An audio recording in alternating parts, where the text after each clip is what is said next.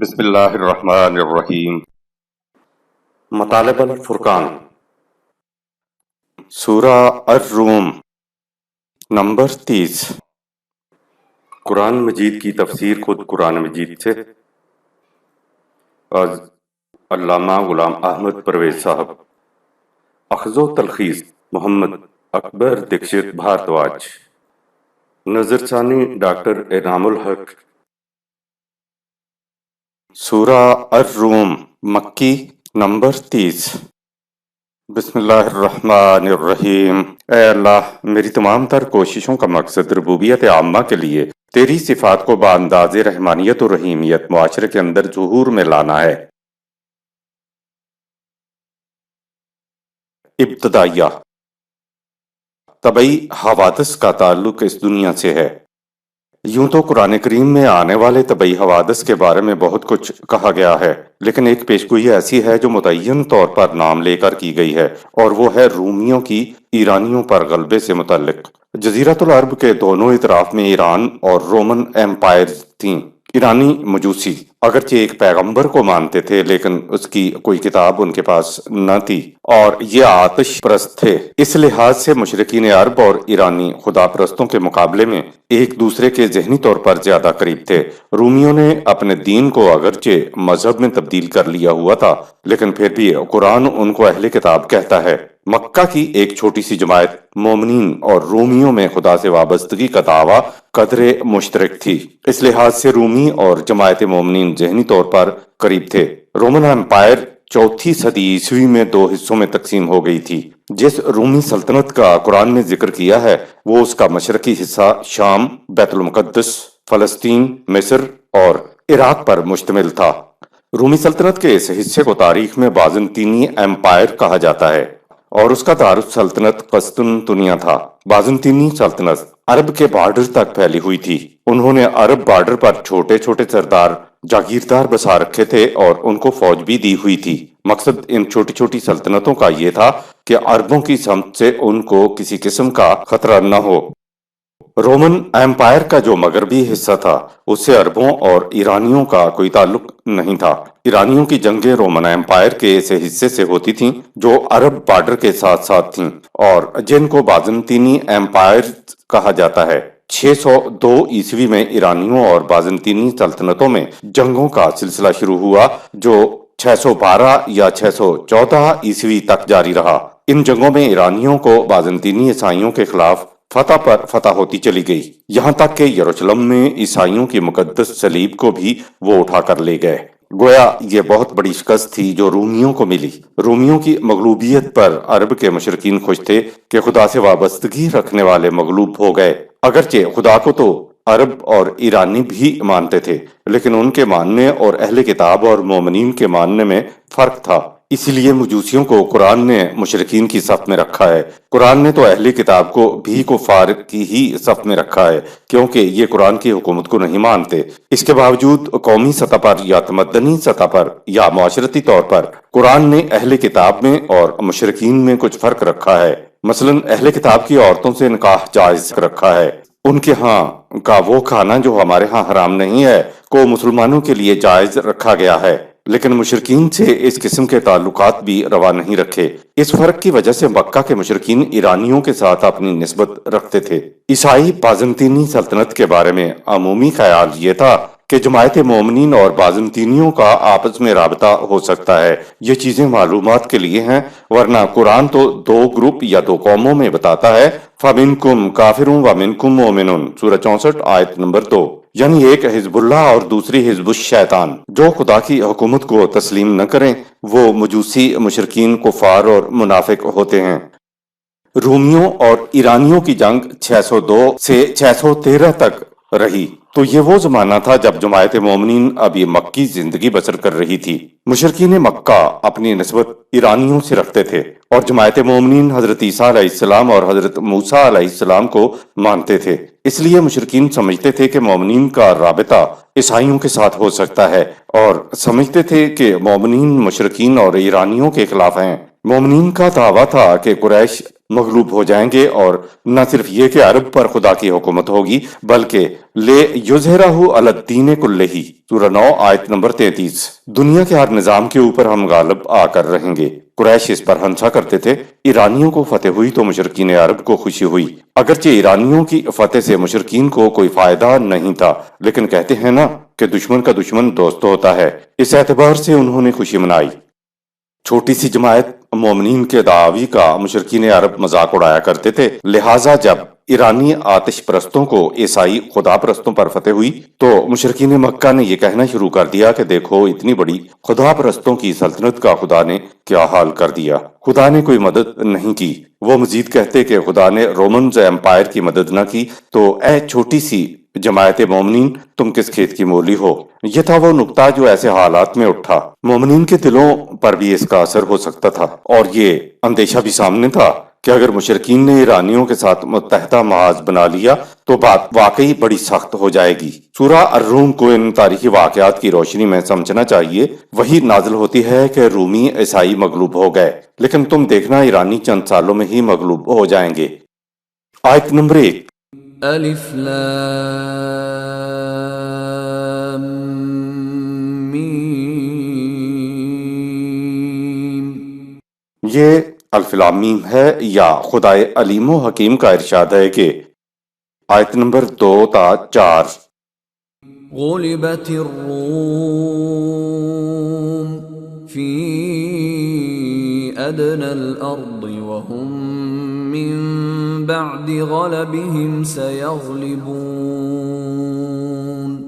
في بضع سنين لله الامر من قبل ومن بعد وَيَوْمَئِذٍ يَفْرَحُ الْمُؤْمِنُونَ۔ رومی قریب کی سرزمین میں ایرانیوں سے مغلوب ہو گئے، اس سے مشرکین عرب بڑے خوش ہوئے اور اپنی اس مغلوبیت کے بعد چند سالوں میں رومی ایرانیوں پر غالب آ جائیں گے اور مشرکین عرب رنجیدہ ہوں گے۔ حقیقت یہ ہے کہ ماضی کے واقعات ہوں یا مستقبل کے، سب قانون خداوندی کے مطابق ہی واقع ہوتے ہیں۔ وحی کی پیشگوئی پورا ہونے پر یا کوئی فتح ہونے پر وہ دن مومنین کے لیے بڑا ہی خوشی کا موجب ہوگا۔ ترجمہ تو اس لفظ کا چند سال کیے جاتے ہیں، لیکن اس لفظ کو عرب 3 سے 9 سال تک کے عرصہ کے لیے بولتے ہیں۔ گویا قرآن نے 3 سے 9 سال کا عرصہ ایرانیوں کے مغلوب ہو جانے کے لیے متعین کر دیا، اور یہ تاریخی حقیقت ہے کہ 9 سال کے عرصے میں رومن پھر سے ایرانیوں کے اوپر غالب آ گئے تھے۔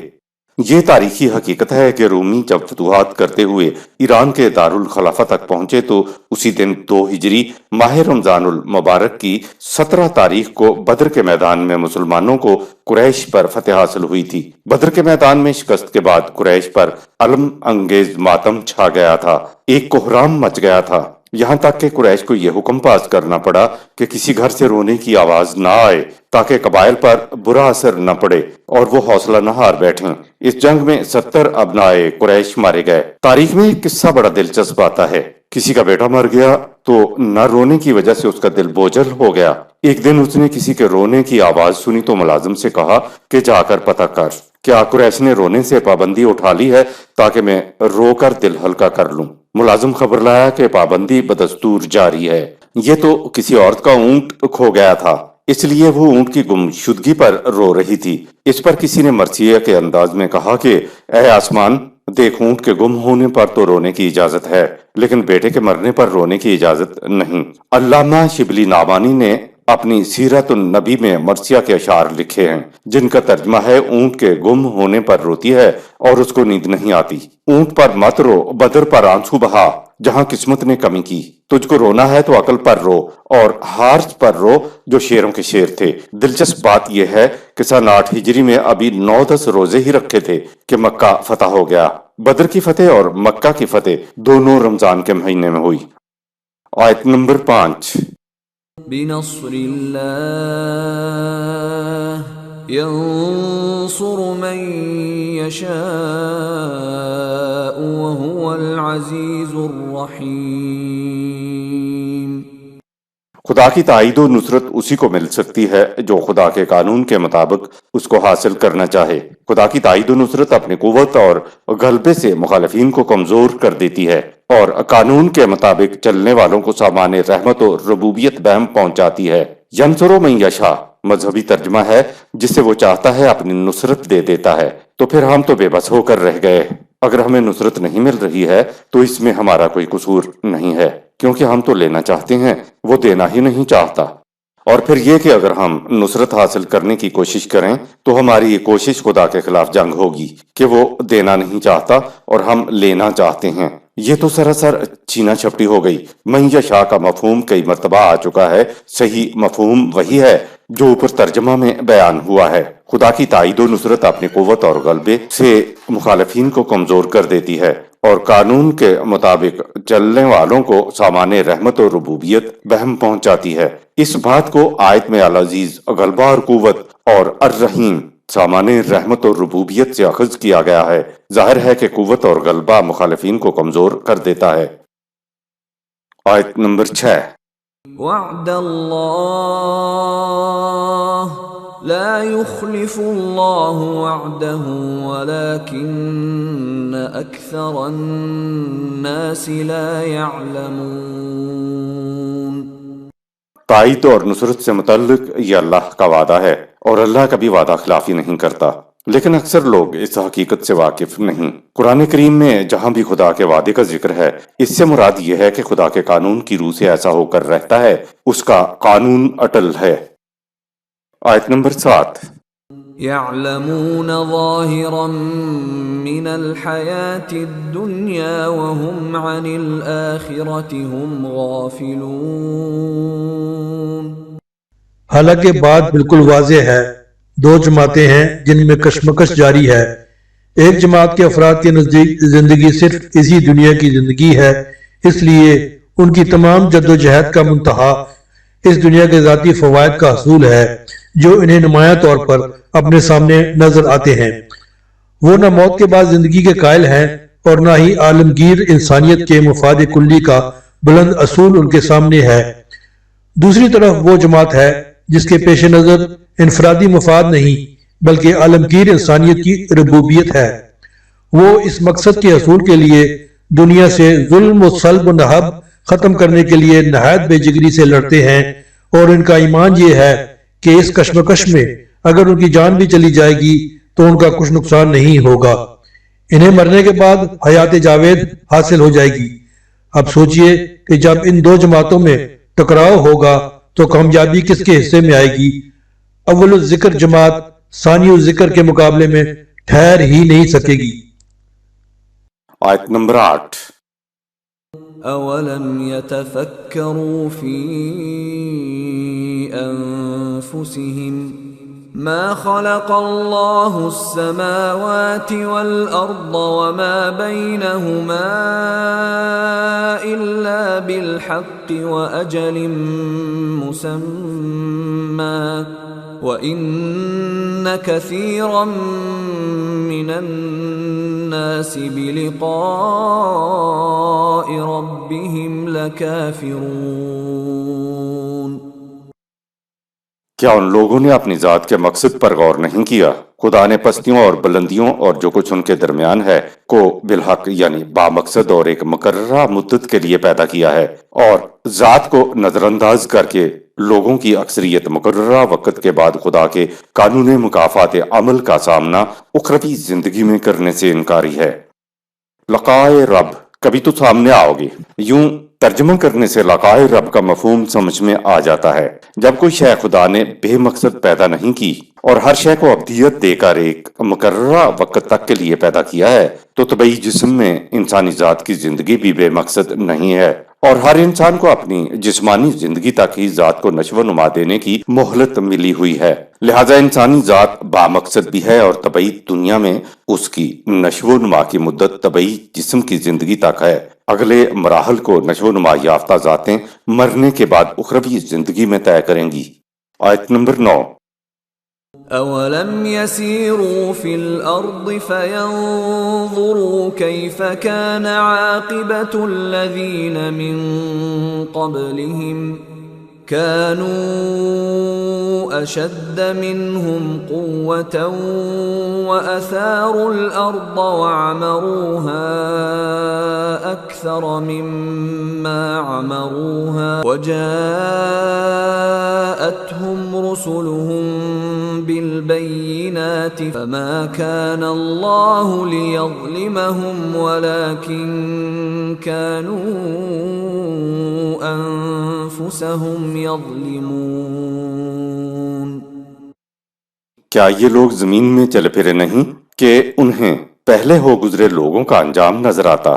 وہ قومیں قوت و شوکت میں ان سے کہیں بڑھ چڑھ کر تھیں۔ سورہ 40 آیت نمبر 21۔ انہوں نے زمین کے سینے کو چیر کر پیداوار اور چھپے خزانے باہر نکالے اور ان مخاطبین سے زیادہ آبادیوں کو انہوں نے آباد کیا، اور ان کے پاس ان کے رسول خدا کے واضح قوانین لے کر آئے لیکن وہ مان کر نہ دیے۔ پس خدا نے کبھی بھی کسی قوم کو یوں ہی ظلم اور زیادتی سے تباہ نہیں کیا، وہ نہ مان کر خود اپنے اوپر ظلم ڈھانے والے بنے۔ سورہ 35 آیت 44۔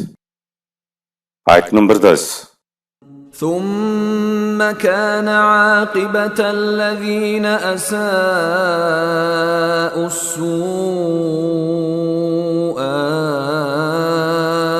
أن كذبوا بآيات الله وكانوا بها يستهزئون۔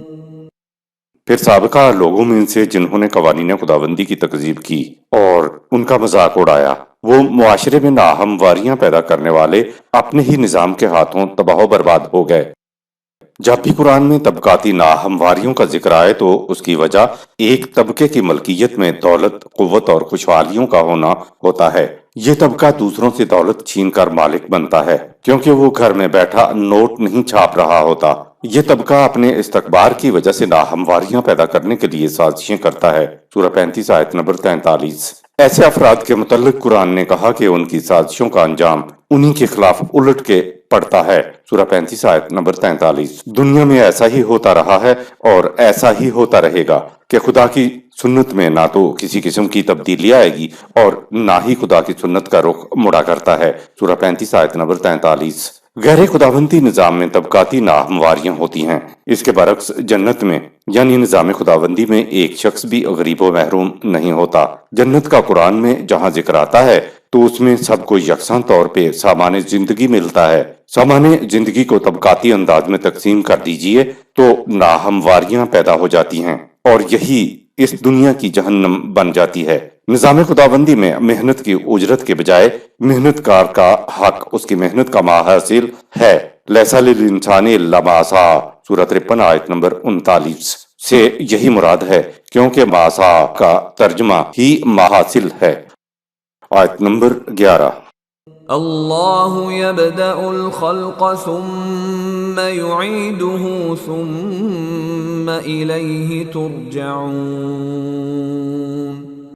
اللہ اپنے قانون تخلیق کی روح سے اس دنیا میں پیدائش کی ابتدا کرتا ہے، پھر اس دنیا میں مختلف ارتقائی گردشوں سے گزارتا ہے، پھر تم اسی دنیا میں اس کے مقرر کردہ تکمیلی نقطے پر پہنچتے ہو۔ اسی طرح موت کے بعد تم مقرر کردہ اخروی زندگی میں قانون مکافات کے نتائج کا سامنا کرنے کے لیے چلے جاؤ گے۔ آیت نمبر 12۔ وَيَوْمَ تَقُومُ السَّاعَةُ يُبْلِسُ الْمُجْرِمُونَ۔ اور جس دن انقلاب ان مخاطبین کے سامنے آ کھڑا ہوگا تو سرکش مجرموں پر ہر طرف سے مایوسیاں چھا جائیں گی۔ مجرم عربی میں مجرم اس کو کہتے ہیں جو دوسروں کے درخت کے پھل کو کاٹ کر اپنے گھر لے آئے۔ محنت ایک قوم کرتی ہے تو محنت کا پھل دوسری قوم کھاتی، یا فصل کوئی بوتا ہے اور کاٹتا اسے کوئی اور ہے، یہ بھی جرم ہے۔ آیت نمبر 13۔ وَلَمْ يَكُنْ لَهُم مِّن شُرَكَائِهِمْ شُفَعَاءُ وَكَانُوا بِشُرَكَائِهِمْ كَافِرِينَ۔ اور سازشوں میں شامل کوئی شریک اس وقت ان کے ساتھ نہیں کھڑا ہوگا بلکہ اس سے صاف انکار کر دیں گے کہ وہ کبھی ان کے شریک تھے۔ آیت نمبر 14۔ وَيَوْمَ تَقُومُ السَّاعَةُ يَوْمَئِذٍ يَتَفَرَّقُونَ۔ اور جس دن انقلاب آ کھڑا ہوگا ہر شخص نفسا نفسی میں پڑا ہوگا۔ آیت نمبر 15۔ فَأَمَّا الَّذِينَ آمَنُوا وَعَمِلُوا الصَّالِحَاتِ فَهُمْ فِي رَوْضَةٍ يُحْبَرُونَ۔ پس جو قوانین خداوندی کی صداقت پر ایمان لائے اور صلاحیت بخش کام بھی کیے تو وہ زندگی کی شادابیوں اور خوشگواریوں سے لطف اندوز ہوں گے۔ سورہ 42 آیت نمبر 22، سورہ 43 آیت نمبر 70۔ لفظ حبر کا مفہوم نیز جو چیز اخروی جنت میں حلال ہے وہ اس دنیا میں بھی حلال ہے۔ روزتن یحبرون، جو لوگ اقتدار خداوندی پر محکم یقین رکھ کر ان کے مطابق اپنا نظام زندگی قائم کرتے ہیں تو ان کے لیے قرآن کہیں جنت کہتا ہے تو کہیں روزہ کہتا ہے۔ جنت کے لیے لفظ یحبرون آیا ہے۔ ویسے تو عربوں کے ہاں ہر وہ شے جس میں زیبائی، رعنائی اور دلکشی ہو، چمک دمک ہو، یعنی وہ شے جنت نگاہ ہو تو اس کے لیے وہ اس لفظ کو استعمال کیا کرتے تھے۔ حتیٰ کہ لکھنے والی روشنائی کے لیے بھی یہی لفظ استعمال کرتے تھے۔ آپ حیران ہوں گے کہ عربوں کے ہاں فردوس گوش، کانوں کو بھلی لگنے والی سریلی آواز کو بھی حبر ہی کہا جاتا ہے، یعنی بہترین موسیقی کو وہ حبر کہتے ہیں۔ حصہ لطیف انسان کا خاصہ ہے، انسان موسیقی کو پسند کرتا ہے۔ قرآن میں تو فنون لطیفہ کی چیزوں کو بڑے ہی حسن و کیف سے بیان کیا ہے، اور موسیقی کا تو فنون لطیفہ میں بلند ترین مقام ہے۔ موسیقی کا براہ راست انسان کے جذبات کے اوپر اثر ہوتا ہے۔ ہمارے نزدیک جو چیز دنیا و آخرت کی جنت میں حلال ہے وہ حرام نہیں ہو سکتی۔ جنت میں تو ریشم پہننا، ریشم کے پردوں کا بیان ہے۔ مصوری حضرت سلیمان علیہ السلام کے لیے حلال ہے تو ہمارے لیے بھی حلال ہے۔ سونے چاندی کے کنگن اور برتن جنت میں حلال ہیں تو ہمارے لیے بھی حلال ہیں۔ فنون لطیفہ کو تحسین کی نظر سے دیکھنے کے لیے حصے لطیف کی ضرورت ہوتی ہے۔ جس میں حصے لطیف نہیں ہوتی وہ فنون لطیفہ میں تحسین کا پہلو نہیں دیکھ سکتا، سوائے ان چیزوں کے جن کو بر نص صریح حرام کیا گیا ہے۔ دنیا کی ہر شے حلال ہے بشرطے کہ اس کو اقتدار خداوندی کی حدود میں رہتے ہوئے استعمال میں لایا جائے۔ اگر کوئی حلال شے بھی اقتدار خداوندی کی حدود سے تجاوز کر جاتی ہے یا انسان کو ذوف اور ناتوانی کا پیغام دیتی ہے تو وہ حرام ہو جاتی ہے۔ اللہ تعالیٰ نے حرام کردہ اشیاء کو چھوڑ کر جو کچھ بھی پیدا کیا ہے اس سے فائدہ اٹھانا اور زندگی اور حیات حاصل کرنا عین حلال ہے اور منشاء خداوندی کے مطابق ہے۔ لفظ روزہ کہہ کر جنت کو نہایت سبز و شاداب پاک کہا اور یحبرون کہہ کر جنت میں فردوس گوش موسیقی کا ذکر کیا ہے۔ گویا جنت میں انسان کی حصے لطیف کے لیے ذوق جمالیات کی تسکین کا سامان بھی مہیا کیا جاتا ہے۔ حیوانی سطح کی زندگی پر صرف شے کا افادی پہلو، یوٹیلیٹیرین اسپیکٹ پیش نگاہ ہوتا ہے، لیکن انسان محض حیوان تو نہیں ہے، اسے تو خدا نے حصے لطیف ایستھیٹک سینس بھی عطا کی ہے۔ اگر کسی انسان میں یہ نہیں ہے تو سمجھ لو کہ اس کی نشو و نما میں کمی رہ گئی ہے۔ خدا نے انسان کو احسن تقویم کہا ہے تو اس میں حصے جمال اور حصے افادیت دونوں رکھ دی گئی ہیں۔ جانور میں حصے جمال ہوتی ہی نہیں۔ اگر اس کا پیٹ بھرا ہوا ہے تو خوبصورت سے خوبصورت پھول کے قریب سے کوئی اثر لیے بغیر گزر جائے گا، لیکن انسانیت کی سطح پر پہنچے ہوئے شخص کی نگاہوں کو پھول کی خوبصورتی اپنی طرف کھینچ لیتی ہے، کیونکہ اس کے ذوق جمال کی تسکین کا سامان اس کے اندر ہوتا ہے۔ خدا نے جو چیزیں پیدا کی ہیں ان میں افادی پہلو کے ساتھ جمالیاتی پہلو بھی موجود ہوتا ہے۔ خدا کا تو کوئی کام بھی بے مقصد نہیں ہوتا۔ اگر اشیاء میں صرف افادی پہلو رکھنا مطلوب ہوتا تو پھر یہ رنگینیاں، رعنائیاں، خوشبو اور نزاکتیں کیوں رکھی گئی ہیں؟ آیت نمبر 16۔ وَأَمَّا الَّذِينَ كَفَرُوا وَكَذَّبُوا بِآيَاتِنَا وَلِقَاءِ الْآخِرَةِ فَأُولَئِكَ فِي الْعَذَابِ مُحْضَرُونَ۔ اور جو ہمارے قوانین کی صداقت سے انکار کرتے ہیں اور ہمارے قوانین اور مستقبل کی زندگیوں کی تکذیب کرتے ہیں تو وہ اپنے آپ کو تباہیوں کے اندر موجود پائیں گے۔ آیت نمبر 17-18۔ فَسُبْحَانَ اللَّهِ حِينَ تُمْسُونَ وَحِينَ تُصْبِحُونَ وَلَهُ الْحَمْدُ فِي السَّمَاوَاتِ وَالْأَرْضِ وَعَشِيًّا وَحِينَ تُظْهِرُونَ۔ کسی قوم کی زندگی کے آغاز کا وقت ہو یا ختم ہونے کا زمانہ، اس کا آفتاب اقبال نصف النہار پر ہو یا زوال کے قریب، جب بھی وہ قوانین خداوندی کی اطاعت کرے گی تو جس طرح قوانین خداوندی کائنات میں خوشگوار نتائج پیدا کرتے ہیں جنہیں دیکھ کر ہر شخص بے ساختہ واہ واہ پکار اٹھتا ہے، اسی طرح جب کوئی قوم چاہے کسی بھی حالت میں کیوں نہ ہو، بشرطے کہ مہلت کا وقفہ ختم نہ ہو گیا ہو، اپنے معاشرے کو قوانین خداوندی کے مطابق ڈھال لے گی تو ان کا معاشرہ بھی قابل تحسین ثمرات کا حامل بن جائے گا۔ سابقہ آیات تغیرات کے تناظر میں آیت کا مفہوم۔ اس آیت کا مفہوم وہی ہے جو ہم نے اوپر ترجمہ میں درج کیا ہے۔ اس آیت سے پہلے پیچھے سے تغیرات، چینج کا ذکر چلا آ رہا تھا کہ جو لوگ صرف ایک خدا کے قوانین کے سامنے جھکنے والے ہیں ان کا سینہ کس طرح خوف اور حزن سے پاک ہو جاتا ہے اور کتنی بے باکیوں کا محور اور آماجگاہ بن جاتا ہے اور ان کی زندگی جنت کی زندگی ہوتی ہے۔ سورۃ عیسیٰ آیت نمبر 15۔ اس کے برعکس جو ان قوانین کے خلاف چلتے ہیں وہ کس طرح اضطراب اور درد اور اذیت کے جہنم میں زندگی بسر کرتے ہیں۔ سورۃ عیسیٰ آیت 16۔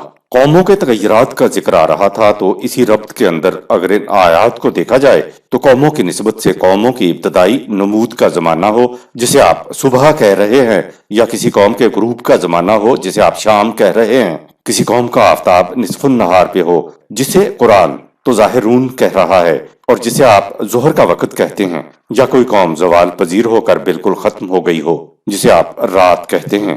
قوموں کی زندگی نہیں تغیرات ہی سے مرتب ہوتی ہے۔ قومیں ابھرتی ہیں ترقی کرتے ہوئے عروج یعنی محاورتاً ان کا آفتاب نصف النہار پر ہوتا ہے، پھر روب زوال ہو کر ان کا انحطاط ہوتا ہے اور پھر ان کا حبوط ہو جاتا ہے۔ اسے قرآن میں عشاء سے تعبیر کیا ہے۔ قوموں کا عروج و زوال و حبوط اور موت و حیات یوں ہی واقع نہیں ہو جاتی، اس کے لیے کائنات میں خدا کے قوانین جاری و ساری ہیں۔ مثلا خزاں کے موسم میں درخت کے پتے جھڑ جاتے ہیں، بہار کے موسم میں نئی کونپلیں پھوٹتی ہیں اور پھر درخت ہرا بھرا ہو جاتا ہے۔ یہ سب کچھ قوانین خداوندی کے مطابق ہوتا ہے۔ آیت کا زمان و مکان کے تناظر میں مفہوم۔ عمومی ترجمہ یہ ہے، پس اللہ ہی کی تسبیح کرو جس وقت تم شام کرتے ہو، جس وقت صبح کرتے ہو، اور آسمانوں اور زمین میں اسی کی حمد ہو رہی ہے، اور عشاء کے وقت بھی اسی وقت بھی جب تم ظہر کرتے ہو، یعنی سبحان اللہ صبح ہو یا شام اور الحمدللہ رات ہو یا دوپہر۔ فسبحان اللہ کے لفظ سے ایسا لگتا ہے کہ خدا نے اپنے آپ کو زمان و مکان، ٹائم اینڈ سپیس کی نسبتوں سے بلند بتایا ہے۔ وہ یوں کہ اس آیت میں قرآن نے سماوات اور ارض کہہ کر مکان سپیس کی طرف اشارہ کیا ہے۔ صبح و شام اور زوال آفتاب و عشاء یعنی رات اور دن کے سارے وقت کو زمان، ٹائم کی طرف اشارہ کیا ہے۔ لہذا فسبحان اللہ یعنی خدا زمان اور ٹائم یعنی ٹائم اینڈ سپیس دونوں کی نسبتوں سے بہت بلند ہے، لیکن اس کی تخلیق السماوات والارض یعنی مکان و زمان کے حدود کے اندر ہی ہوتی ہے۔ جوں جوں نگاہ بلند ہوتی چلی جائے گی، زمان اور مکان کی حدود پہلے سے وسیع تر ہوتی چلی جائیں گی، اور آخر میں موت کے بعد تو زمان و مکان کی حدود مٹ ہی جاتی ہیں، کیونکہ پھر انسان بلا دورانیہ زمان ڈیوریشن لیس ٹائم میں پہنچ جاتا ہے۔ آیت نمبر 19۔ يخرج الحي من الميت ويخرج الميت من الحي ويحيي الأرض بعد موتها وكذلك تخرجون۔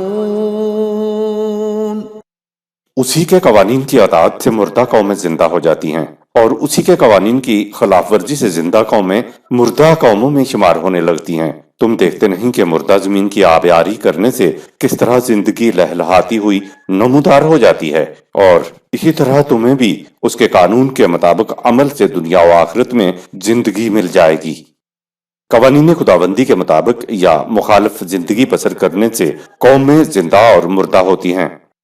اخروی زندگی کی قیامت پر ہمارا ایمان ہے، لیکن یاد رہے قرآن اس دنیا کی زندگی پر زور دیتا چلا آ رہا ہے اور زندگی اور موت کی مثالیں اس لیے دے رہا ہے کہ جماعت مومنین کہیں مایوس نہ ہو جائے۔ ویسے بھی پیچھے سے قوموں کے عروج و زوال کا ذکر چلا آ رہا ہے۔ اگر کوئی قوم صراط المستقیم یعنی قوانین خداوندی کے مطابق اپنا نظام قائم کر کے زندگی بسر کرنا شروع کر دے تو اس کے لیے کہا قذالک تخرجون، یعنی یوں مردہ قوم کے عروق مردہ میں حیات تازہ توڑنے لگتی ہے۔ لہٰذا قرآن تمہارے سامنے ہے، یہ تمہیں راستے بتائے گا، تو پھر مایوسی کی کون سی بات ہے؟ مایوسی تو تب ہوتی ہے جب کوئی راستہ نظر نہ آ رہا ہو۔ قرآن تمہیں زندگی کے ہر گوشے کے لیے راستہ بتاتا چلا جائے گا اور تم بتائے ہوئے راستے پر چل کر ارتقاء کی سیڑھیاں چڑھتے چلے جاؤ گے۔ خدا کے قانون ارتقاء کے لیے اگلی آیت دیکھیے، آیت نمبر 20۔ وَمِنْ آيَاتِهِ أَنْ خَلَقَكُم مِّن تُرَابٍ ثُمَّ إِذَا أَنْتُمْ بَشَرٌ تَنْتَشِرُونَ۔ تضاد کی مثال یہ بھی ہے کہ اس کے قانون کی حیات بخشی نے بے حرکت مٹی سے تمہاری تخلیق کی ابتدا کی، پھر تم ارتقاء کے تکمیلی مراحل طے کرتے ہوئے پیکرے بشریت میں ساری دنیا میں پھیل گئے۔ آیت نمبر 21۔ وَمِنْ آيَاتِهِ أَنْ خَلَقَ لَكُم مِّنْ أَنفُسِكُمْ أَزْوَاجًا لِتَسْكُنُوا إِلَيْهَا وَجَعَلَ بَيْنَكُم مَّوَدَّةً وَرَحْمَةً إِنَّ فِي ذَلِكَ لَآيَاتٍ لِقَوْمٍ يَتَفَكَّرُونَ۔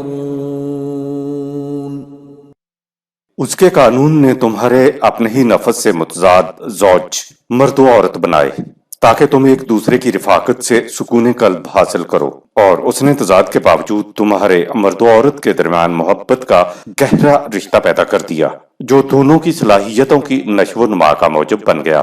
ہمارے قانون کی محکمیت اور حیات بخشی میں ان لوگوں کے لیے نشانیاں ہیں جو غور و فکر سے کام لیتے ہیں۔ خدا نے زندگی پر مبنی نفس واحدہ سے نر و مادہ بنائے اور پھر انہیں پھیلا دیا۔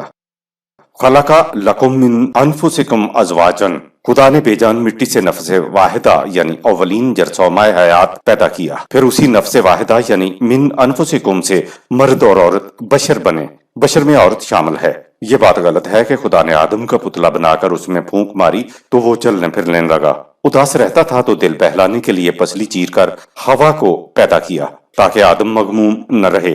یہ تورات کی کہانی ہے، قرآن سے اس کہانی کا کوئی تعلق نہیں ہے۔ سائنسدانوں نے بتایا کہ وہ جو ایک جرثومہ حیات ہوتا ہے وہ نہ مادہ ہوتا ہے اور نہ نر ہوتا ہے، یعنی نہ وہ مذکر ہوتا ہے اور نہ مؤنث ہوتا ہے۔ اس جرثومے کی خاصیت یہ ہے کہ اس میں نمو کا ایک ذوق ہوتا ہے، لہٰذا اپنے ہی جوش نمو سے وہ جرثومہ لائف سیل پھٹ کر دو حصوں میں تقسیم ہو جاتا ہے، ایک حصہ نر ہوتا ہے تو دوسرا حصہ مادہ ہوتا ہے۔ ایسا ایک مدت تک ہوتا رہا، پھر قانون ارتقاء کی روح سے زندگی مختلف شاخوں میں بڑھتی چلی گئی۔ ان جرثوموں میں سب سے پہلے ارتقائی منازل طے کرتے ہوئے نباتات کی مختلف قسمیں بنی۔ انہی جوش نمو سے پھٹنے والے جرثوموں سے مختلف ارتقائی منازل طے کرتے ہوئے حیوانات کی انواع بنی۔ حیوانات ہی میں سب سے زیادہ قوت مدافعت و محافظت حاصل کرنے لینے والی زندگی کی شاخ کو خدا نے اپنی توانائی کا شمع بھر عطا کیا، جس کو زندگی کی اس شاخ کی ذات کہتے ہیں۔ زندگی کی یہ آگے بڑھنے والی شاخ انسان کی ہے جو آج چاروں اطراف پھیلی ہوئی ہے۔ خدا نے میاں بیوی کے درمیان محبت پیدا کر دی۔ وَجَعَلَ بَيْنَكُمْ مَوَدَّةً، مودتاً لفظ عربی زبان میں محبت سے بھی اگلے درجے کی چیز ہے۔ جب دو تختوں کو اس طرح آپس میں جوڑ دیا جائے کہ ان کا جوڑ نظر نہ آئے اور جوڑ محسوس بھی نہ ہو تو اس کے لیے یہ لفظ مودتا استعمال ہوتا ہے، اور انسانوں سے متعلق مودتا کا تعلق نفسیات سے ہے، ہم آہنگی سے ہے۔ یہ ہم آہنگی نہ خیالات کی ہوتی ہے اور نہ جذبات کی، بلکہ یہ ہم آہنگ شخصیت پرسنالٹی کی ہوتی ہے۔ لیکن اس ہم آہنگی میں دونوں افراد کی انفرادیت برقرار رہتی ہے۔ دونوں افراد میں نفسیاتی جوڑ ایسا ہوتا ہے کہ وہ نظر نہیں آتا۔ محبت میں جوڑنا نہیں ہوتا بلکہ الگ الگ ہوتے ہیں، لیکن مودت میں جڑنا ہوتا ہے، لیکن ان کی انفرادیت جدا جدا رہتی ہے۔ مودتا کا مقصد قرآن نے بتایا وَرَحْمَتً سورہ 30 آیت نمبر 21، تاکہ تمہاری مضمر صلاحیتیں نشو و نما پاتی چلی جائیں۔ اگر زوج میاں بیوی کی زندگی نہ ہو تو تسکین و مودتا اور رحمت کا تو سوال ہی پیدا نہیں ہوتا۔ ورحمتن سورۃ 30 آیت نمبر 21 کا لفظ بتا رہا ہے کہ زوج ایک دوسرے کی صلاحیتوں کی نشو و نما کے لیے مددگار ہوتے ہیں، لیکن ایسا کرتے ہوئے وہ ایک دوسرے پر احسان نہیں دھرتے۔ ان فی ذالک لآیات سورۃ 30 آیت نمبر 21۔ قرآن جن چیزوں کو سمجھاتا ہے ان کو نشانیاں کہتا ہوا آگے بڑھتا چلا جاتا ہے، کیونکہ نشانیاں تو لقوم یتفکرون سورۃ 30 آیت 21 اس قوم کے لیے ہیں جو عقل و فکر سے کام لے۔ آیت نمبر 22۔ وَمِنْ آيَاتِهِ خَلْقُ السَّمَاوَاتِ وَالْأَرْضِ وَاخْتِلَافُ أَلْسِنَتِكُمْ وَأَلْوَانِكُمْ إِنَّ فِي ذَلِكَ لَآيَاتٍ لِلْعَالِمِينَ۔ اور اس کی نشانیوں میں سے اعتضاد کی مثال کائنات کی پستیوں اور بلندیوں کی تخلیق میں دیکھو کہ بعد کے باوجود یہ ایک متحدہ واحدت ہے، اور انسان زبان اور رنگ میں اختلاف کے باوجود امت واحدہ کے افراد ہیں۔ سورہ 2 آیت 213۔ بلا شبہ اس میں بھی ارباب علم و بصیرت کے لیے حقیقت تک پہنچنے کی بڑی بڑی نشانیاں ہیں۔ آیت نمبر 23۔ وَمِنْ آيَاتِهِ مَنَامُكُمْ بِاللَّيْلِ وَالنَّهَارِ وَابْتِغَاؤُكُمْ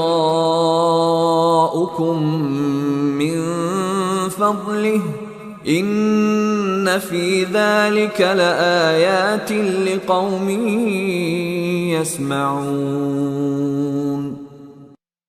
اس کی نشانیوں میں سے سکون اور حرکت کے دو متضاد عناصر، رات کو تمہارا سونا اور دن میں تمہارا تلاش معاش کرنا ہے، جس سے زندگی کی گاڑی آگے بڑھتی ہے۔ یقیناً اس میں بھی ارباب علم و بصیرت کے لیے حقیقت تک پہنچنے کی بڑی بڑی نشانیاں ہیں۔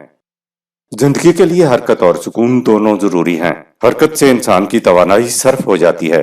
اس صرف شدہ توانائی کی بحالی کے لیے خدا نے نیند بنائی تاکہ انسان اگلے دن کے مشاغل کے لیے تر و تازہ ہو کر اٹھے۔ جب انسان گہری نیند سوتا ہے تو انسان کی خرچ شدہ توانائی بحال ہوتی ہے، اور یہ بحالی صرف نیند کی حالت ہی میں ہو سکتی ہے، اس کے لیے کوئی اور طریقہ ہی نہیں ہے۔ آیت نمبر 24۔ وَمِنْ آيَاتِهِ يُرِيكُمُ الْبَرْقَ خَوْفًا وَطَمَعًا وَيُنَزِّلُ مِنَ السَّمَاءِ مَاءً فَيُحْيِي بِهِ الْأَرْضَ بَعْدَ مَوْتِهَا إِنَّ فِي ذَلِكَ لَآيَاتٍ لِقَوْمٍ يَعْقِلُونَ۔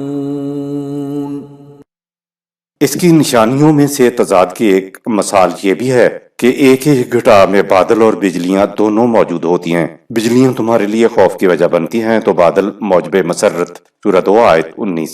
بادل سے بارش برستی ہے جس سے زمین مردہ کو زندگی مل جاتی ہے۔ اس میں بھی ان لوگوں کے لیے جو عقل و فکر سے کام لیتے ہیں ہمارے قانون حیات کی کار فرمائی کو سمجھنے کی بڑی نشانیاں ہیں۔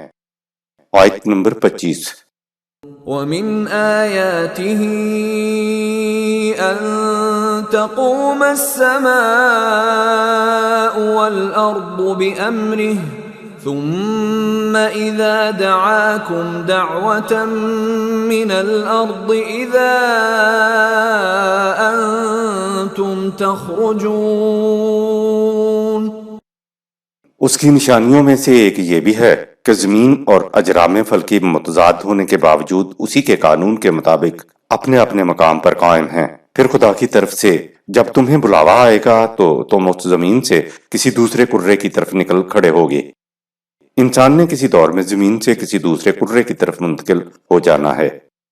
قرآن نے تو کہا ہے کہ انف و آفاق کے اندر بھی ہماری نشانیاں ہیں۔ جوں جوں انسانی علم بلند اور وسیع ہوتا چلا جائے گا توں ان نشانیوں پر پڑے پردے اٹھتے چلے جائیں گے، اور جو حقیقتیں پوشیدہ ہیں وہ بے نقاب ہو جائیں گی۔ سورہ 41 آیت 53۔ اب اپنے دور میں چاند کی تسخیر کی روشنی میں آیت کو سمجھنا چاہیے۔ ایک تو پاکستان سے لندن جانا ہوتا ہے یا لندن سے امریکہ جانا ہوتا ہے تو یہ زمین سے خروج نہیں ہے۔ خروج تو کسی چیز کا کسی جگہ سے باہر جانا ہوتا ہے، اس میں سے نکل جانا ہوتا ہے۔ دعا کے معنی خدا کی طرف سے آواز دینا لیا جائے تو خدا کبھی کسی کو آواز نہیں دیتا۔ خدا کی آواز سے مراد فطرت کے اشارے ہیں، اسی کو اس کے قانون کی بے نقابی کہتے ہیں۔ قانون کی بے نقابی اس کی طرف سے دعوت ہوتی ہے۔ چاند کی تسخیر یعنی زمین سے انسان کا خارج ہونا یہ انسانی تاریخ میں پہلی دفعہ ہوا ہے، لہٰذا لگتا ایسا ہے کہ یہ عرض کے متعلق کہا گیا ہے کہ ایک دن تم اس سے نکل جاؤ گے، لیکن کب نکلو گے؟ جواب ہے جب فطرت کا اشارہ ہوگا، قانون کی بے نقابی ہوگی۔ یہ بہار کیا ہے؟ یہی تو فطرت کا اشارہ ہے جسے قرآن نے دعاکم دعوتن سورۃ 30 آیت 25 کہا ہے۔ جب حقائق کے اوپر سے پردے اٹھتے ہیں تو یہ آدمی کو آنکھ مارتے ہیں۔ چاند کی تسخیر کے بعد اب ذہن اس طرف جاتا ہے کہ جب یہ چیزیں قرآن میں موجود ہیں تو کیوں نہ کھڑے ہو کر غور کر لیں کہ جن کا مفہوم پہلے سمجھ نہیں آتا تھا ان کو آج سمجھ لیں۔ ارض اور سماوات قرآن کریم کی دو اصطلاحات ہیں۔ جو کرے ہم سے اوپر ہیں وہ ہمارے لیے سماوات ہیں اور ہم ان کے لیے ارض ہیں، لیکن جو کرے ہم سے نیچے ہیں وہ ہمارے لیے ارض ہیں اور ہماری زمین ان کے لیے سما ہے۔ میرا دایاں ہاتھ اوپر ہے اور بایاں ہاتھ نیچے ہے تو بایاں ہاتھ کے لیے دایاں ہاتھ سما ہے اور دائیں ہاتھ کے لیے بایاں ہاتھ ارض ہے۔ اگر ہاتھ کی پوزیشن بدل جائے تو سما اور ارض کی پوزیشن بھی بدل جائے گی۔ تو سما اور ارض کی اصطلاح اضافی ریلیٹیو ہے۔ قرآن نے تو یہ بھی بتایا ہے کہ ارض و سماوات دونوں کے اندر ذی حیات مخلوق پھیلا دی گئی ہیں۔ سورہ 42 آیت نمبر 29۔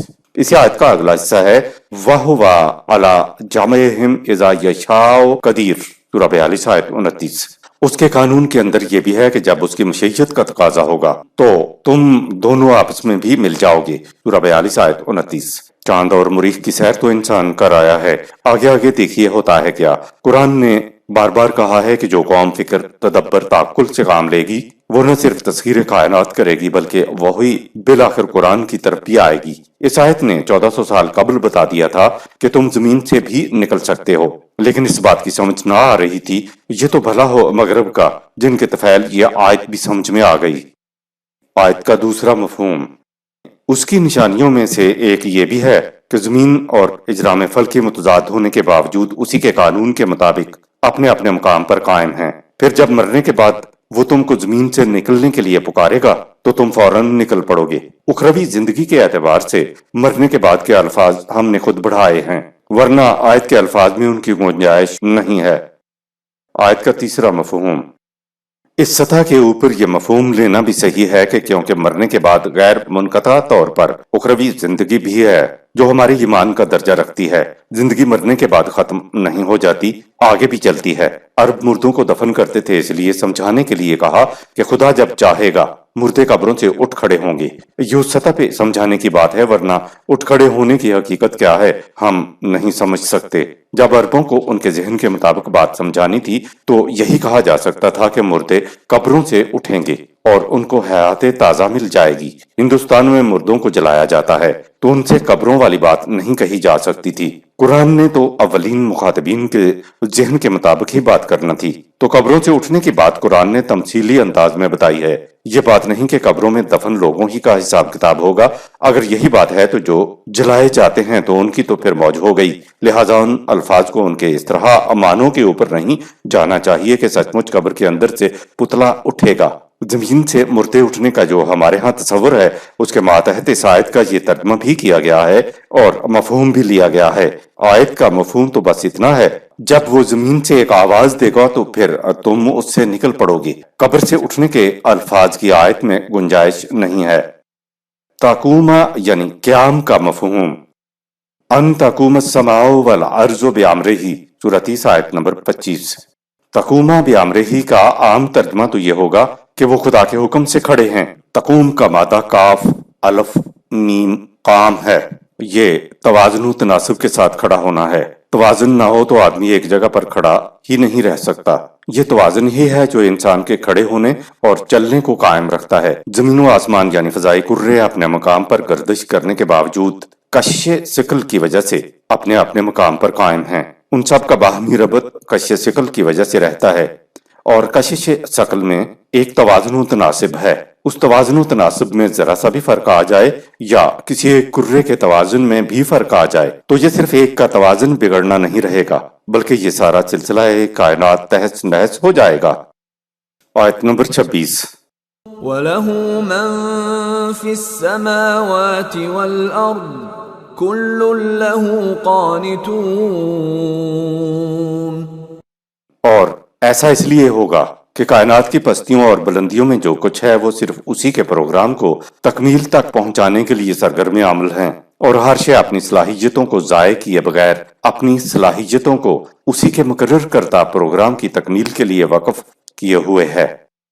قانتون اس مشکیزے کو کہتے ہیں جس کا منہ کس کر بند ہو، جس میں سے بلا ضرورت بے مقصد اور بے جا ایک قطرہ بھی نکل کر ضائع نہ ہو، لیکن جہاں پانی کی ضرورت ہو وہاں وہ بخل سے کام نہ لے، وہاں اس کا منہ حسب ضرورت کھول دیا جائے۔ یہ جو عربوں کے ہاں اس قسم کی صفت والا مشکیزہ ہوتا تھا اس کو وہ قانت کہتے تھے۔ آیت نمبر 27۔ وَهُوَ الَّذِي يَبْدَأُ الْخَلْقَ ثُمَّ يُعِيدُهُ وَهُوَ أَهْوَنُ عَلَيْهِ وَلَهُ الْمَثَلُ الْأَعْلَى فِي السَّمَاوَاتِ وَالْأَرْضِ وَهُوَ الْعَزِيزُ الْحَكِيمُ۔ وہی ہر شے کی پیدائش کی ابتدا کرتا ہے، پھر ارتقائی گردشوں سے گزارتا ہوا شے کو مقرر کردہ منزل تکمیل کی طرف لے جاتا ہے، اور یہ سب کچھ نہایت آسانی سے ہوتا چلا جاتا ہے۔ پستیوں اور بلندیوں کے ڈھانچے اعلیٰ درجے کے اس لیے ہیں کہ یہ قانون خداوندی کے قالب میں ڈھلے ہوئے ہیں۔ خدا کے قانون میں قوت و غلبہ اور حکمت و تدبیر دونوں ہیں، لہٰذا انسان بھی قوانین خداوندی کے غلبہ و قوت اور حکمت و تدبیر کے قالب میں ڈھل کر اعلیٰ ہو سکتا ہے۔ وَهُوَ الْعَزِيزُ الْحَكِيمُ، عزیز کے معنی ہیں قوت اور غلبہ، ساتھ ہی کہا کہ خدا کی قوت اور غلبہ الحکیم ہے، یعنی اس کی قوت اور اس کا غلبہ حکمت اور تدبیر کے ساتھ استعمال ہوتا ہے۔ اگر قوت اور غلبہ بے تدبیر و بے حکمت ہو تو اندھا استبداد ہوتا ہے، اور اگر حکمت و تدبیر بے قوت ہو تو وہ بیکار فلسفہ ہوتا ہے۔ دونوں کا متوازن امتزاج ہی تعمیری نتائج پیدا کرتا ہے۔ تعمیری نتیجہ قوانین خداوندی کے تابع رہ کر ہی برآمد ہو سکتا ہے۔ آیت نمبر 28۔ ضرب لكم مثلا من أنفسكم هل لكم مما ملكت أيمانكم من شركاء فيما رزقناكم فأنتم فيه سواء تخافونهم كخيفتكم أنفسكم كذلك نفصل الآيات لقوم يعقلون۔ خدا تمہارے اپنے رویے کی مثال بیان کرتا ہے کہ تمہارے ہاں ماتحت ملازم ہوتے ہیں، تو کیا تم ایسا کرتے ہو کہ جو رزق ہم نے تمہیں دے رکھا ہے اس میں ماتحتوں کو اس طرح شریک کر لو کہ وہ اور تم برابر ہو جاؤ؟ بفرض محال اگر تم ایسا کر بھی لو تو پھر کیا تم ان کا لحاظ اسی طرح کرتے ہو جس طرح تم اپنے برابر کے لوگوں کا لحاظ کرتے ہو؟ تمہارا رویہ اپنے ماتحتوں کے ساتھ ایسا نہیں ہے تو خدا کی مخلوق ہوا کتنی ہی عظیم کیوں نہ ہو، پیدا کرنے والے خدا کے برابر کس طرح ہو سکتی ہے؟ ہم اپنے قوانین و حقائق کو کھول کر بیان کرتے ہیں، لیکن اس سے وہی لوگ فائدہ اٹھا سکتے ہیں جو عقل و فکر سے کام لیں۔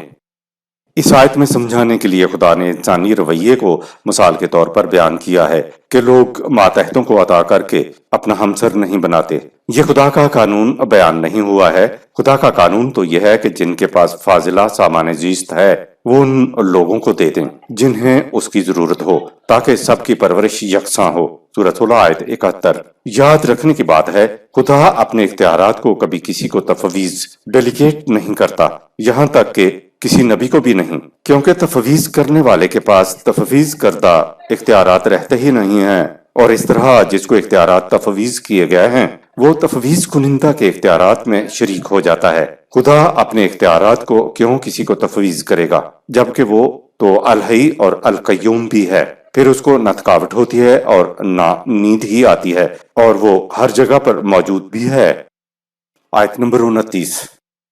بل اتبع الذين ظلموا أهواءهم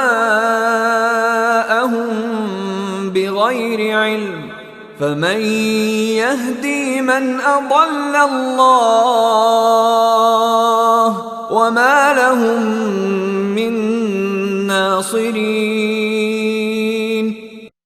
مگر یہ ظالم بغیر وحی کی روشنی کے اپنے جذبات کے تابع چلنا چاہتے ہیں، جس پر غلط روش کی وجہ سے خدا کا قانون مکافات زندگی کی صحیح راہ بند کر دے تو اسے صحیح راستے پر کون لا سکتا ہے اور کون اس کی مدد کر سکتا ہے؟ آیت نمبر 30۔ فأقم وجهك للدين حنيفا فطرة الله التي فطر الناس عليها لا تبديل لخلق الله ذلك الدين القيم ولكن أكثر الناس لا يعلمون۔ لہذا تمام اعتراف سے توجہ ہٹا کر اپنی توجہ کا مرکز اس نظام زندگی کو بنا لو جو خدا کے تخلیقی قانون کا بھی تقاضا ہے، اور اپنے تخلیقی قانون کی روح سے اس نے خود انسان کو بھی پیدا کیا ہے۔ خدا کا قانون تخلیق غیر متبدل ہے۔ یہ نظام زندگی انسانی معاشرے میں صحیح توازن قائم رکھنے کا موجب ہے، لیکن اکثر لوگ اس حقیقت کا علم نہیں رکھتے۔ نہ انسان کی کوئی فطرت ہے، نہ خدا نے انسان کو اپنی فطرت پر بنایا، اور نہ ہی اسلام دین فطرت ہے۔ اس آیت کا عمومی ترجمہ یہی ہے کہ تم دین فطرت پر قائم ہو جاؤ جس پر اللہ نے لوگوں کو پیدا کیا ہے۔ اللہ کی بنائی ہوئی ساخت کو بدلا نہیں جا سکتا۔ اس ترجمے سے معلوم ہوا کہ گویا نمبر 1 انسان کی فطرت ہے جس پر اس کو پیدا کیا گیا ہے، نمبر 2 انسان کو خدا نے اپنی فطرت پر پیدا کیا ہے، نمبر 3 اسلام دین فطرت ہے، اور پھر آگے ہے کہ اگر انسانی بچے کو اس کے حال پہ چھوڑ دیا جائے تو جیسا کچھ وہ بنے گا وہ اسلام کا مجسمہ ہوگا۔ یہ تمام تصورات انسانی ذہن کی تخلیق کرتا ہے اور قرآن کریم کی بنیادی تعلیم کے خلاف ہیں۔ 2500 سال سے تصور یہ چلا آ رہا ہے کہ انسان کی فطرت ہے، لیکن کسی نے کھڑے ہو کر نہیں سوچا کہ کیا انسان کی فطرت ہے بھی۔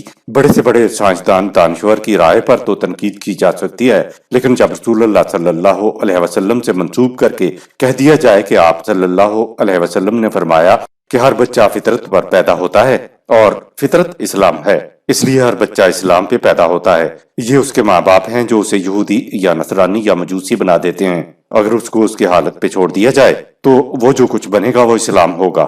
لفظ فطر کے معنی ہے کسی شے کو عدم سے وجود میں لانا، یعنی نتھنگنیس سے بینگ میں لے آنا، اور ایسا کرنے والے کو فاطر کہتے ہیں۔ فطرت اللہ ہے سورۃ 30 آیت نمبر 30 کے معنی اللہ کی فطرت نہیں ہے، بلکہ اس کے معنی ہوتے ہیں خدا کا قانون تخلیق۔ فطر الناس علیہا سورۃ 30 آیت نمبر 30 کے معنی ہے انسانوں کو بھی ہم نے اسی قانون تخلیق کے مطابق پیدا کیا ہے۔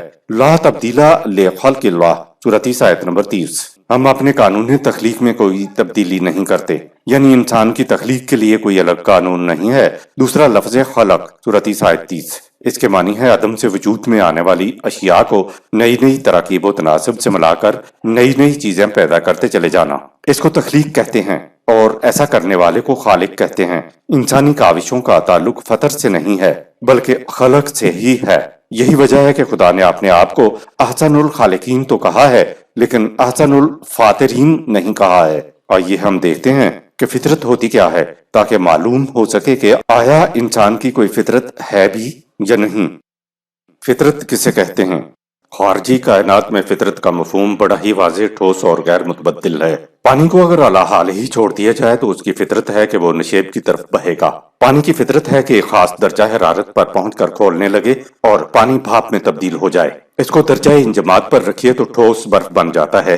پانی جہاں بھی ہے یہ اس کی خصوصیات ہیں، یہ اس کی فطرت ہے۔ ایک نوع کے ایک فرد کی جو فطرت ہوتی ہے وہ اس نوع کے تمام افراد کی بھی فطرت ہوتی ہے۔ مثلا بکری گوشت نہیں کھاتی، گھاس کھاتی ہے، تو یہ ایک بکری کی فطرت نہیں بلکہ دنیا میں پائی جانے والی تمام بکریوں کی یہی فطرت ہے۔ اسی طرح شیر گھاس نہیں کھاتا، گوشت کھاتا ہے، تو یہ دنیا کے تمام شیروں کی فطرت ہے۔ فطرت کو تبدیل کرنے پر اشیاء کائنات بشمول حیوانات قادر نہیں ہیں، یعنی بکری گوشت کھانے لگے اور شیر گھاس کھانے لگے یہ ان کے اختیار میں نہیں ہے۔ لہٰذا اشیاء کائنات کی خصوصیات و مؤثرات کو ان کی فطرت کہا جاتا ہے۔ فطرت کو تبدیل نہیں کیا جا سکتا۔ فطرت غیر متبدل خصوصیت کا نام ہے۔ فطرت کو بدلنے کا اختیار کسی کو نہیں ہے۔ اب بات نکل کر سامنے یہ آئی کہ نمبر 1 فطرت غیر متبدل ہوتی ہے، نمبر 2 ہر نوع میں ہر فرد کی فطرت یکساں ہوتی ہے، نمبر 3 حیوانات کے رنگ کو چھوڑ کر ایک نوع کے ایک فرد کی جو شکل ہوگی وہ اس نوع کے تمام افراد کی بھی شکل ہوگی، اگرچہ طبعی حیات کو فطرت نہیں کہتے۔ نمبر 4 فطرت کسی نوع کے باہر نہیں بلکہ اندر رکھی ہوئی ہوتی ہے۔ کیا انسان کی فطرت ہے؟ सवाल यह है कि क्या इंसान की भी कोई गैर मुतबद्दल और तमाम अफराद में यकसां पाई जाने वाली फितरत है? कहा जाएगा कि है तो सही, लेकिन खारजी असरात से इंसान की फितरत बदल जाती है। जो बदल जाती है वो फिर फितरत क्यों कर कहला सकती है? फितरत की तो बुनियादी खसूसियत यह है कि वो गैर मुतबद्दल होती है। दूसरी बात यह है कि एक नौ के हर फर्द की फितरत यकसां होती है, लेकिन हम देखते हैं कि कोई दो इंसान भी यकसां खसूसियात फितरत नहीं रखते। तो फिर ये इंसानी फितरत क्या हुई? फितरत तो हर इंसान की यकसां होनी चाहिए। इनमें से तो दो इंसानों के अंगूठे के निशान भी यकसां नहीं हैं। रही बात शक्ल की, तो दो इंसानों की शक्ल एक दूसरे से नहीं मिलती। फितरत तो गैर मुतबद्दिल होती है। दूसरी बात यह कि एक नौ के एक फर्द की जो फितरत होती है वो उस नौ के तमाम अफराद की यकसां फितरत होती है। लेकिन हम देखते हैं कि दो इंसान की भी खसूसियात, ज़हनियतें और नफ्सियात एक दूसरे से नहीं मिलती। मुसलमान गोश्त खाता है, हिंदू गोश्त नहीं खाता। ये भी कहा जाता है कि अगर इंसानी बच्चे को खारजी माहौल से महफूज रखा जाए तो वो फितरत पर पलता है, और जो फितरत इंसानी बच्चे की बनेगी वो इस्लाम का मजमुआ होगी। सवाल यह है कि खारजी असरात से पाक माहौल कायनात में कहाँ मुहैया किया जा सकता है? अगर हैवानात के अंदर पाला जाए तो फिर भी हैवानात का माहौल उस पर खारजी असरात के तौर पर असरअंदाज होगा और वो महज एक हैवान बनकर रह जाएगा।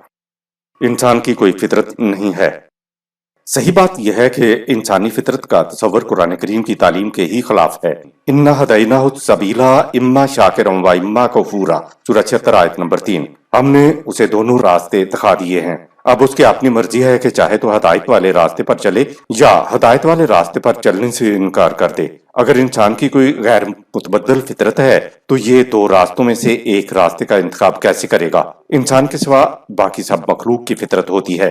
बकरी के सामने तो मुमकिनात गोश्त और घास रखना बेमानी सी बात है, क्योंकि वो तो हर हालत में घास ही का इंतखाब करने पर मजबूर है। दरअसल जहाँ फितरत होती है वहाँ इख्तियार व इरादा नहीं होता, और जहाँ इख्तियार व इरादा हो वहाँ फितरत नहीं होती। कायनात की मालूम मखलूक में से सिर्फ इंसान ही है जिसको इख्तियार व इरादा दिया गया है, इसलिए उसकी कोई फितरत नहीं हो सकती। कायनात में इख्तियार व इरादा न होने की वजह से फितरत है। यहाँ इंसान के पास इख्तियार व इरादा है। फितरत रखने वाली अशिया को खुदा ने साहिब इख्तियार व इरादा के लिए मुसख्खर कर दिया है, जबकि इंसान को किसी के लिए मुसख्खर नहीं किया। सखरा लकुम मा फिस समावाति व मा फिल अर्ज, सूरह 31 आयत नंबर 20। कायनात की पस्तियों और बुलंदियों में हर शय को उसके ताबे तस्खीर कर दिया है। खुदा ने इंसान को सलाहियतें दी और फिर कहा फमन शाअ फलयुमिन व मन शाअ फलयकफुर, सूरह 18 आयत नंबर 29। जिसका जी चाहे इन सलाहियतों को तामीरी तौर पर इस्तेमाल करे और जिसका जी चाहे इन सलाहियतों को तकरीबी तौर पर इस्तेमाल करे। फितरत में तो इंतखाब नहीं होता।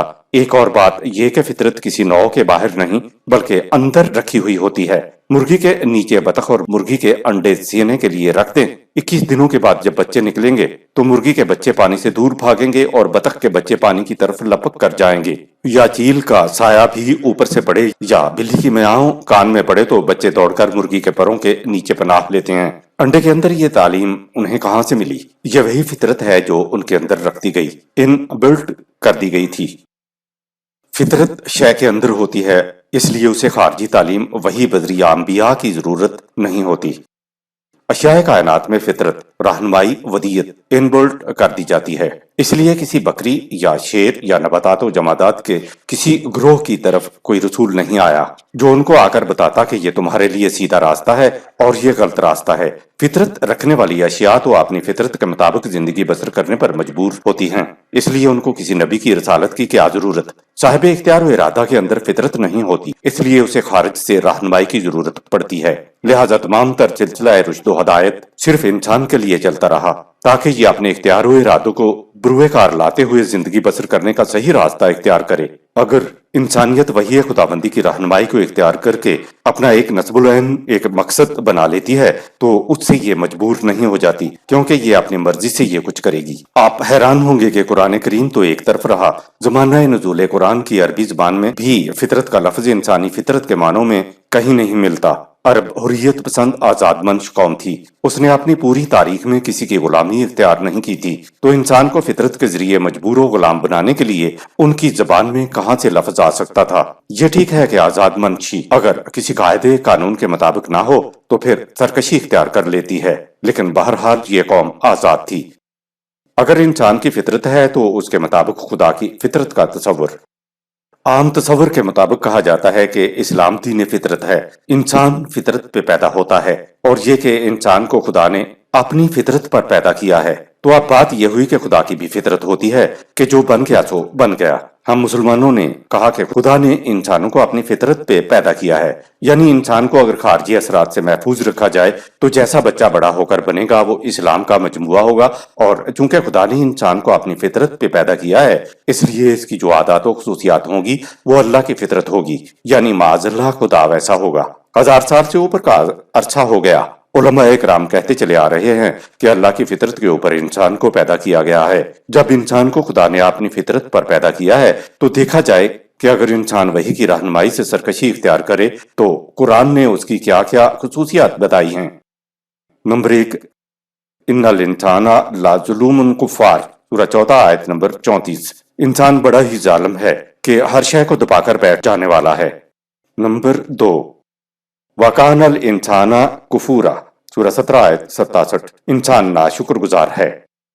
نمبر 3، وَهُوَ خَصِيمٌ مُبِينٌ، سورہ 16 آیت نمبر 4۔ انسان واضح جھگڑالو ہے، یعنی واضح نظر آتا ہے کہ جو کچھ کہہ رہا ہے بڑی ہی غیر معقول بات ہے۔ نمبر 4، وَكَانَ الْإِنسَانَ عَجُولًا، سورہ 17 آیت 11۔ انسان بڑا ہی جلد باز ہے، یعنی جلد بازی سے کچھ کرتا ہے اور پھر اسے ندامت ہوتی ہے۔ نمبر 5، وَكَانَ الْإِنسَانُ أَكْثَرَ شَيْءٍ جَدَلًا، سورہ 18 آیت 54۔ اکثر چیزیں جو اس کے مفاد کے خلاف جاتی ہیں جھگڑا پیدا کر دیتا ہے۔ نمبر 6، وَكَانَ الْإِنسَانَ قَتُورًا، انسان خود غرض، بخیل، تنگ نظر ہے۔ نمبر 7، ان الانسان خلق ہلوعا، سورہ 17 آیت نمبر 19۔ بے شک انسان ایسا لالچی ہے کہ اس کا پیٹ ہی نہیں بھرتا، ہر وقت بھوکا۔ نمبر 8، ان الانسان لربہ لکنود، سورہ 100 آیت نمبر 6۔ بے شک انسان اپنے رب کا بڑا ناشکرا ہے۔ نمبر 9، انہ کان ظلوما جہولا، سورہ 33 آیت نمبر 72۔ بے شک انسان ظالم بھی ہے، جاہل بھی ہے۔ ذات کے عطا ہو جانے کے بعد انسان دوسری مخلوقات سے ایک جدا مخلوق بن گیا۔ اب اگر جیسا کہ کہا جاتا ہے کہ انسان کو خدا نے اپنی فطرت پر پیدا کیا ہے تو بغیر وحی کی رہنمائی کے انسان کی مندرجہ بالا خصوصیات کو تو خود خدا بتا رہا ہے۔ سوچنے کا مقام تو پھر ہے نا کہ کیا خدا نے انسان کو اپنی فطرت پر پیدا کیا ہے؟ یہ بات بالکل غلط ہے۔ بات دراصل یہ ہے کہ زندگی کے اولین جرسوں میں لائف سٹائل کو خدا کی صفت فطر اللہ نے پیدا کیا تھا۔ فطر اللہ سے مراد خدا کی وہ صفت ہے جس کے تحت خدا آدم سے شے کو وجود میں لاتا ہے۔ وجود میں آ جانے کے بعد شے صفت تخلیق یا قانون تخلیق کی روح سے ارتقائی مدارج طے کرتی ہے۔ عمل تخلیق کے مرحلے میں ہی خدا کی صفت الباری اپنا کام شروع کرتی ہے، جس کے تحت شے کے حشو و زوائد کو الگ کیا جاتا ہے۔ جتنا کچھ زیادہ ہوتا ہے اس کو الگ کرنے کو باری کہتے ہیں۔ اس عمل کے بعد خدا کی صفت المصور کے تحت شے کو شکل، صورت، پیکر میں لایا جاتا ہے۔ قانون تخلیق کے تحت یعنی ارتقائی مدارج طے کرنے کے دوران جو مخلوق مطلوبہ قوت مدافعت اور محافظت سے زیادہ قوت حاصل کر لیتی ہے وہ اگلے مگر بہتر اور بلند درجے میں پہنچ جاتی ہے۔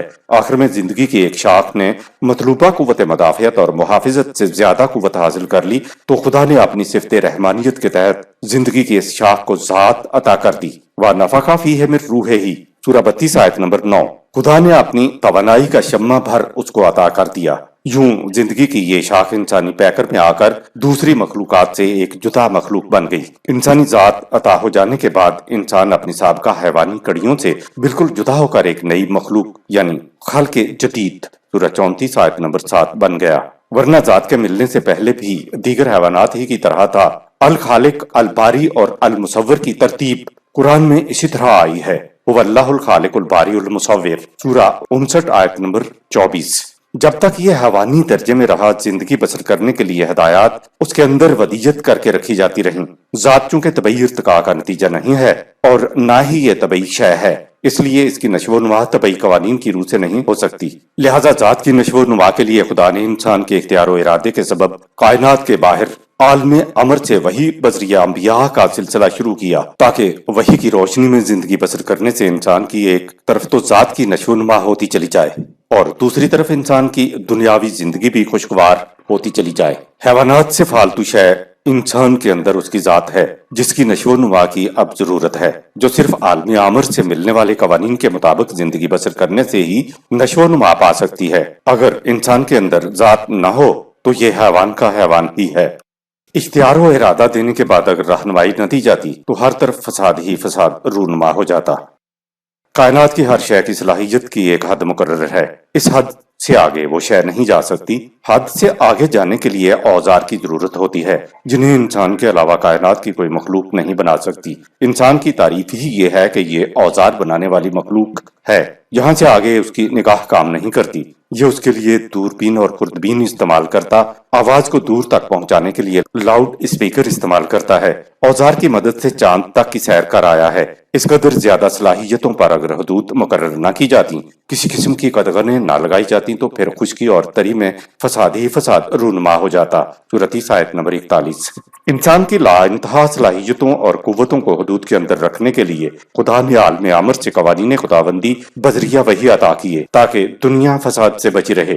لہذا قوانین خداوندی انسان کی لا انتہا قوتوں کو ایسی محفوظ حدود کے اندر رکھتے ہیں جس سے زمین میں فساد نہ پھیلے۔ انسان کی صلاحیتوں کا ذکر مولانا رومی نے اپنی فارسی کے شعر میں کیا، جس کا مفہوم یہ ہے کہ ہم میں سے کوئی بھی فرعون سے کم نہیں، لیکن اس کے پاس ساز و سامان تھا اور ہمارے پاس ساز و سامان نہیں ہے، ورنہ ہم میں سے ہر ایک فرعون ہی ہوتا ہے۔ شیر انسان کے مقابلے میں کیا چیر پھاڑ کرے گا؟ انسان تو ایک لمحے میں شہروں کو ایٹم بم سے بھسم کر سکتا ہے۔ حیوانات کی 3 بڑی یعنی غالب جبلتیں انسٹنٹس ہیں جو انسان کے اندر بھی ہیں، وہ یہ ہیں۔ نمبر 1، تحفظ خواہش یعنی اپنے آپ کو محفوظ رکھنے کا جذبہ، سیلف پریزرویشن۔ نمبر 2، جذبہ تغلب یعنی دوسروں پر غالب آ جانے کا جذبہ، سیلف ایگریشن۔ یہ اصل میں جذبہ تحفظ خواہش ہی کے لیے ہے۔ نمبر 3، نسل کشی کا جذبہ یعنی اپنی نسل کو بڑھانے کا جذبہ، سیلف پروکریشن۔ یہ تینوں جذبات حیوانات اور انسان دونوں کے اندر موجود ہیں۔ حیوان اپنی محدود صلاحیتوں کی وجہ سے زمین میں فساد برپا نہیں کر سکتا، جبکہ انسان کی صلاحیتیں لامحدود ہیں۔ اسی لیے انسان کی حیوانی جبلتوں کو کنٹرول کرنے کی خاطر ہدایات بذریعہ وحی کی ضرورت تھی۔ اگر انسان اپنی صلاحیتوں اور جذبات کو وحی خداوندی کی روشنی میں کنٹرول کرے تو نہ صرف اس کی دنیاوی زندگی پرامن اور خوشگوار ہو جاتی ہے، بلکہ ساتھ ساتھ اس کی ذات بھی نشو و نما پاتی چلی جاتی ہے، اور ذات ہی نے اخروی زندگی میں اگلے مراحل طے کرنا ہے۔ یہ اخروی مراحل وہی ذات طے کر سکیں گی جن کی طبعی جسم کے اندر رہتے ہوئے نشو و نما ہو چکی ہوگی۔ اگر انسان کو وحی کی رہنمائی نہ دی جاتی تو یہ اپنی لا انتہا صلاحیتوں کی وجہ سے زمین پر زندگی کو تہس نہس کر دیتا۔ جذبات کی حکمرانی کو روکنے کے لیے خدا نے انسان کو وحی کی رہنمائی عطا کی ہے۔ اگر انسان وحی کی پابندی نہ کرے تو یہ وہی کچھ کرے گا جو قرآن کی روشنی میں اوپر 1 سے 9 تک میں بیان کیا جا چکا ہے۔ اگر اللہ چاہتا تو ذات عطا کرنے کی بجائے انسان کو حیوانات کی طرح رہنمائی ودیت کر دیتا۔ اگر اللہ چاہتا تو حیوانات کی طرح انسان کو رہنمائی ودیت کر کے انبولڈ کر کے اس کی صلاحیتوں کو محدود کر دیتا تو اس کو بھی وحی کی رہنمائی کی ضرورت نہ تھی، لیکن اس کو تو ذات عطا کر کے اختیار و ارادہ دیا گیا ہے۔ اختیار و ارادے کی رعایت سے اس کی صلاحیتوں کو محدود نہیں کیا گیا، ورنہ خدا کے لیے کیا مشکل تھا کہ انسانوں کو بھی حیوانات کی طرح ایک ہی راستے پر چلنے والی مخلوق بنا کر سب کو مومن بنا دیتا۔ سورۃ عیسیٰ آیت نمبر 99۔ ظاہر ہے کہ انسان سب کے سب مومن نہیں ہیں، یعنی حیوانات کی طرح ایک راستے پر چلنے والے نہیں ہیں، تو اختیار و ارادہ تو انسان کے رویے سے ظاہر ہو رہا ہے۔ حیوانات، نباتات و جمادات سارے کے سارے مومن ہیں۔ خدا نے جو حدود ان کے لیے مقرر کر دی ہیں ان سے کبھی سرکشی نہیں برتتے، یہ پیدائشی مومن ہوتے ہیں، لیکن انسان کو اپنی مرضی سے مومن یا کافر بننا ہوتا ہے۔ فمن شاء فلیؤمن ومن شاء فلیکفر، سورہ 18 آیت نمبر 29۔ جو چاہے مومن بن جائے، جو چاہے کافر بن جائے۔ کافر بننے کے لیے اور مومن کے لیے دونوں راستے بتا دیے۔ وَہَدَيْنَاهُ النَّجْدَيْنِ، سورہ 90 آیت نمبر 10۔ راستے دکھانے کی ضرورت اس لیے پڑی کہ اس کے پاس اختیار اور بے پناہ صلاحیتیں تھیں اور اس کے اندر کوئی فطرت بھی نہیں تھی۔ زبردستی مومن بنانے کے لیے تو خود رسول اللہ صلی اللہ علیہ وسلم کو بھی روک دیا گیا تھا۔ قرآن کہتا ہے کہ اگر زبردستی مومن ہی بنانا ہوتا تو ہم انہیں حیوانات کی طرح کا مومن بنا دیتے۔ ہمارے لیے کیا مشکل تھا؟ ایسا ہوتا تو پھر انسان حیوان ہی ہوتا اور اس کے لیے نہ جنت ہوتی اور نہ جہنم۔ انسانی عقل چونکہ صحیح اور غلط میں خود امتیاز نہیں کر سکتی، اس لیے صحیح اور غلط وحی کے ذریعے بتایا گیا۔ اگر انسان کے سامنے وحی کی روشنی نہ ہو تو پھر یہ اپنی صلاحیتوں کو اپنی حیوانی جبلتوں کی تسکین کی خاطر استعمال کرتا ہے۔ وحی نے اسے بتایا کہ جب انسانیت کا تحفظ خطرے میں پڑ جائے تو اپنی جان اور زندگی کو محفوظ رکھنا شرف انسانیت نہیں ہے، بلکہ انسانیت کے تحفظ کے لیے جان دینے سے حیات جاوید ملتی ہے۔ اسے شہید کہتے ہیں۔ شہادت کسی حیوان کو نصیب نہیں ہوتی، اسے شہادت کیا نصیب ہوگی؟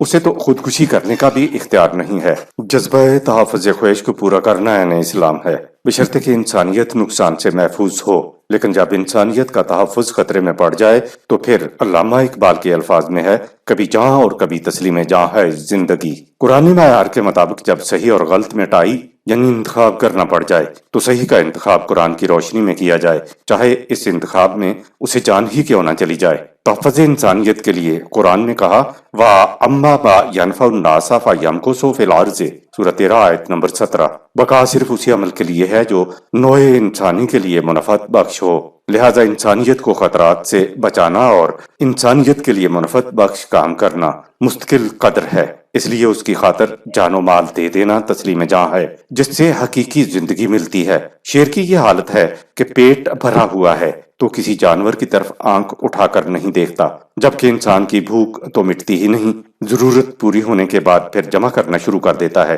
سورہ 104 آیت نمبر 2۔ صدق اللہ العظیم۔